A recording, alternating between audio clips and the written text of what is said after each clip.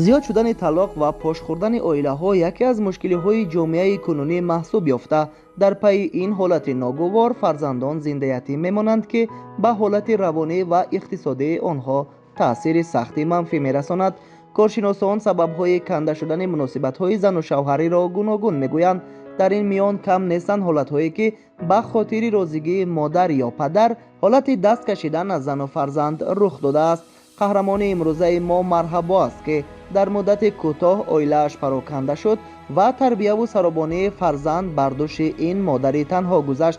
در این بین زندگی هر بار خانه خوشدامانم میرفتم، خانواده خوشدامانم هم با من مناسبت نقض داشت. من از آنها یگان شکایت نمیکردم، لیکن هر باری که خانه می اومدیم شوهرم به من میگفت که تو با مادرم معقول نیستی، تو مادرم تو را دوست نمیدارد. این گفته های خوشدامانم در همین مغز سر شوهرم جا گرفتگی اون تماما غیر این گپ دیگه چه نمیدونست تو با مادر من معقول نیستی، من تو که 10 فرزندم کنیم یک گناه کنی جدا میشم. همین خیلی گپای دل سرد کننده بود. من حتی کوشش میکردم توفر اون کنم که دلش یابم، هیچ تاثیر نمیکردم. اون گپ مادرش در مغز سرش همین چسبیده مونده بود. در این دوام زندگیمون چند بار میرفتیم، چند بار میخواستم که خوشدامانم گویم که چی به من همین خیلی نقض ندیدید، من چی گناه کردم، حالا که در رو وای تماما مناسبت خوب داشت، هیچ باورم نمیومد که همین گپ خوشدامان من میگفت. ما کودکدار شدیم، مشکلی زندگی تو زیادتر شد. شوهرم گفت روسیه میرم که در این میان کرونا ویروس شد، پاندemia شد، برآمدن من شد، نتونست رفته. شوهرم آخر اون وقت تو درجه بود که کودک از خونه غش میکرد، گریه میکرد، پایان میفروردم اگر تلفن جواب نمیدادم تو کجا بودی، من تو هیچ نگفتم، از گذراندی، خودت گرفتی، خودت شناختی. عاقبت دوام یک ماه ما جدا شدیم. خیلی جدا شدیم. من بعد از جدا شدن شوهرم به حد عذاب کشیدم. اون برآمده رفت، ما رو نگاه نکرد، من با کودک میدان نتونستم کار بروم. اون درجه عذابی کشیدم که حتی تصور نمیکنید. بعد تقریبا 2 سال جدا شدنمون پیدا شد که من با تو زندگی کردن میخوام که از زندگی ما هیچ کس خبردار نشود و من چه خیلی میتونم با پدری کودک خودم زندگی کنم و هیچ کس نداند این در کجا درست میبود، هیچ جا درست نمیبود. و با خلاصه اومدم که یک بار زندگی آباد داشتیم با یک گپ مادر اگر جدا شده باشد، دوم بار در پناهکاری باشد، یک روز نه یک روز فوش میشود. فوش که شد البته با جدا میشم.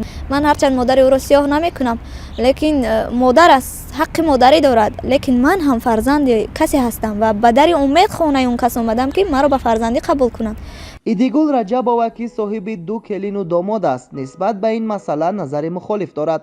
او گفت که یگان مادر نمیخواهد زندگی فرزندش ویران شود، ولی تجربه ها نشان میدهند که خوشدامنها به زندگی کلین ها دخالت میکنند، ولی اگر معرفت اویله‌داری هر عروس شونده بلند باشد از همه مشکلی به آسانی بیرون شده میتواند. اینجا نقش خوشدامن البته خیلی کلان است، چی در دختر چی در پسر. یگان مادر نسبت فرزند خود بدخواهی کردن نمیتواند و من اون زندگی رو هم قبول ندارم که به خاطر مادر مثلا فرزند باید زندگی خود رو ویران کند.